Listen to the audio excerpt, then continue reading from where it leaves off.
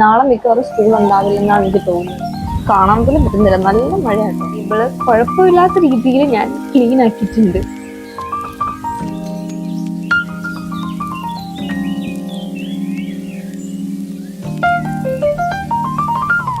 ഇവിടെ ഭയങ്കര മഴയാണ്. ഞാൻ പറയുന്നേക്ക് നിങ്ങൾക്ക് കേൾക്കാൻ പറ്റുന്നുണ്ടെന്ന് ഞാൻ വിശ്വസിക്കുന്നു. നാളെ മിക്കവാറും സ്കൂൾ ഉണ്ടാവില്ലെന്നാണ് എനിക്ക് തോന്നുന്നത്. ഇത് കണ്ടിട്ട് അത്രയ്ക്ക് നല്ല മഴയാണ്, നല്ല ഇടിച്ചു പൊട്ടിപ്പിക്കുന്നത്. കാണാൻ പോലും പറ്റുന്നില്ല, നല്ല മഴയാട്ടോ.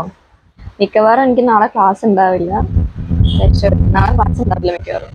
ഞാൻ വീഡിയോ എടുത്തുകൊണ്ടിരിക്കുന്നതിന്റെ ഇടയിൽ നല്ല കാറ്റടിച്ച് ഡോർ എനിക്ക് അടയ്ക്കാൻ പറ്റുന്നുണ്ടല്ല. ഞാൻ ബാൽക്കണിയിൽ നിൽക്കുമായിരുന്നു, നിങ്ങളെ ഞാൻ വീഡിയോ കാണിച്ചുകൊണ്ടിരിക്കുകയാണ്. ആ സമയത്ത് ഡോർ അടയ്ക്കാൻ പറ്റാതെ കഷ്ടപ്പെടേന് അമ്മയൊക്കെ വലിച്ചു വിളിച്ചുകൊണ്ട് വന്ന് ഡോറൊക്കെ അടച്ച് സെറ്റാക്കിയിട്ടുണ്ട്. കുഴപ്പമില്ലാത്ത രീതിയിൽ ഞാൻ ക്ലീൻ ആക്കിയിട്ടുണ്ട്. ഞാൻ ഇപ്പോഴാണ് കുറച്ച് നാൾക്ക് ശേഷം ടേബിൾ മര്യാദയ്ക്കൊന്ന് വൃത്തിയാക്കി ക്ലീൻ ആക്കുന്നത്. ഈ ടേബിളിലേക്ക് ഞാൻ എൻ്റെ സാധനങ്ങളെല്ലാം കൊണ്ടുവന്നു, ഇവിടെയൊക്കെ ഒന്ന് സെറ്റാക്കി. പിന്നെ ആ ഒരു ഏരിയ കുറച്ച് കുളമായി കിടക്കുമായിരുന്നു, അപ്പോൾ അതും ഞാൻ സെറ്റാക്കി. എൻ്റെ ബുക്സ് കാര്യങ്ങളൊക്കെ ഞാൻ ഇവിടെ പ്രോപ്പറായിട്ട് അറേഞ്ച് ചെയ്ത് വെച്ചു.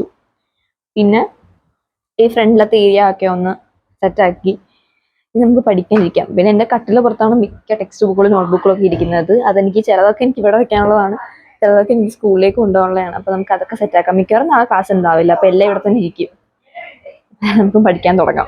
എക്കണോമിക്സിന്റെ ഇത് പൊതിയാന്ന് വിചാരിച്ചു. എൻ്റെ എക്കണോമിക്സിന്റെ ഹോംവർക്ക് പൊതിയാന്ന് വിചാരിച്ചു. ഇത് വെച്ചിട്ട് എൻ്റെ ക്ലാസ് വർക്ക് ബ്ലൂ തന്നെയായിരുന്നു, അപ്പോൾ ഹോംവർക്കും ബ്ലൂ വെച്ച് തന്നെ പൊതിയാൻ പറഞ്ഞു. എന്തായാലും ഇത് ഇപ്പം ഇന്ന് പൊതിയാം. എനിക്ക് എന്തോ ആ ദിവസം എനിക്ക് ബുക്ക് പൊതി നല്ല മൂഡായിരുന്നു. അതുകൊണ്ടാണ് ഇരുന്ന് എൻ്റെ ബാക്കി പൊതിയാനുള്ള ബുക്ക് എല്ലായിരുന്നു പൊതിഞ്ഞിട്ടുണ്ടായിരുന്നു. നെക്സ്റ്റ് ഇപ്പോൾ കൂടി സെറ്റാക്കി. ഞാൻ ഏതായാലും എൻ്റെ ബുക്കും കാര്യങ്ങളൊക്കെ പൊതിഞ്ഞു കഴിഞ്ഞു. ഇനി എനിക്ക് ലെക്ചർ കാണാനുണ്ട്, അപ്പോൾ നമുക്ക് ഏതായാലും ലെക്ചർ കാണാം. അക്കൗണ്ടൻസിലെ ലെക്ചറാണ് ഞാൻ കാണാൻ പോകുന്നത്. ഞാൻ എൻ്റെ നോട്ട് എടുക്കാനുള്ള ബുക്കും അതുപോലെ തന്നെ എൻ്റെ ടെക്സ്റ്റ് ബുക്കുമാണ് ഇവിടെ എടുത്ത് വെച്ചിട്ടുള്ളത്. ഞാൻ വേറെ ഒത്തിരി സാധനങ്ങളൊന്നും എൻ്റെ ടേബിളിൽ വെക്കത്തില്ല. കുറേ സാധനങ്ങളൊക്കെ എൻ്റെ ടേബിളിൽ ഉണ്ടെങ്കിൽ ഞാൻ അങ്ങോട്ടേക്ക് ഡൈവേർട്ട് ആയി പോകും. അതുകൊണ്ട് അത്ര സാധനമൊന്നും എൻ്റെ ടേബിളിൽ വെക്കാറില്ല. പിന്നെ എനിക്ക് കഴിക്കാൻ വേണ്ടി കുറച്ച് വിശക്കുന്നുണ്ട്. ഈ ഒരു ഈവനിങ് സമയമൊക്കെ ആകുമ്പോഴേക്കും നമ്മൾ എന്തെങ്കിലും ചായയൊക്കെ കുടിച്ച് ആയിരിക്കുന്ന ഒരു ടൈമാണല്ലോ. അതുകൊണ്ട് തന്നെ ഞാൻ കുറച്ച് ചിപ്സ് എടുത്ത് വെച്ചിട്ടുണ്ട് കഴിക്കാം. അപ്പോൾ ക്ലാസ് കാണാം. എൻ്റെ വീഡിയോ നിങ്ങൾ നേരത്തെ തൊട്ടേ കാണുന്ന ആളാണ്, നിങ്ങൾക്കൊക്കെ അറിയായിരിക്കും എൻ്റെ ലാപ്ടോപ്പ് നല്ല ലാഗാണ് എല്ലാം വരാനൊക്കെ ആയിട്ട്.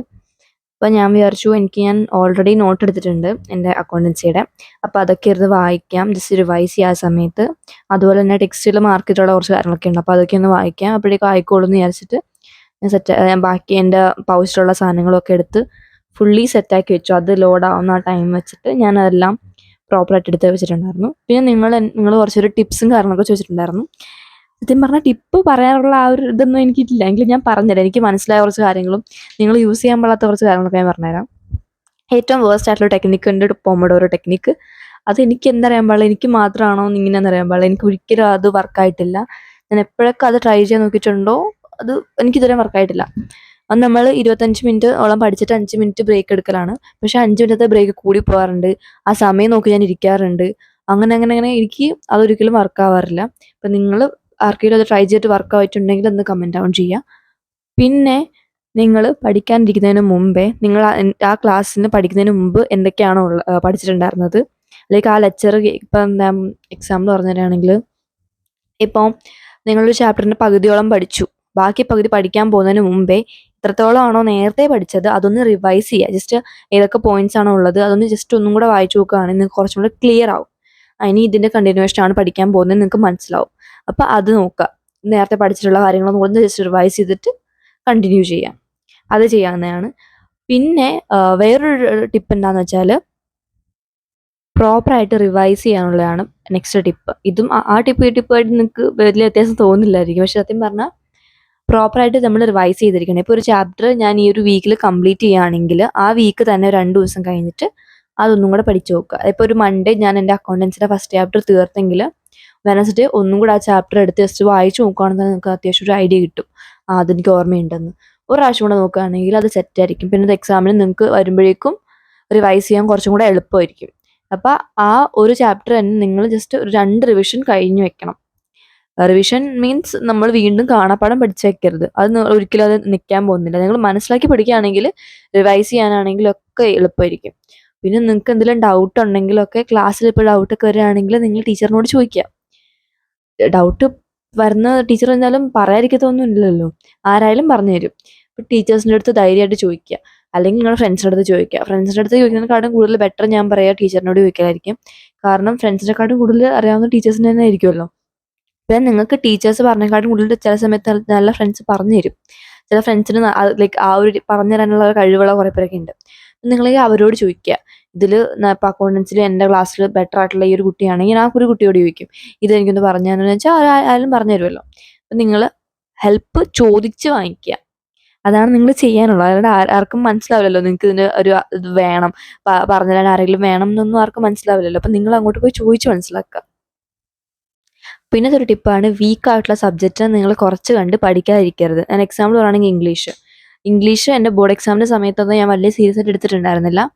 എന്ന് വെച്ചാൽ വലിയ സീരിയസ് ആയിട്ട് ഞാൻ എടുത്തില്ല. പിന്നെ ഞാൻ തന്നെ വിചാരിച്ചു ഇത് എനിക്ക് സ്കോർ ചെയ്യാൻ പറ്റുന്ന സബ്ജക്റ്റാണ്. കാരണം എനിക്ക് എപ്പോൾ എക്സാം ഇട്ടാലും പ്രീ ബോർഡിനൊക്കെ ആയിക്കോട്ടെ എനിക്ക് ഏറ്റവും കൂടുതൽ മാർക്ക് കിട്ടുന്നത് ഇംഗ്ലീഷാണ്.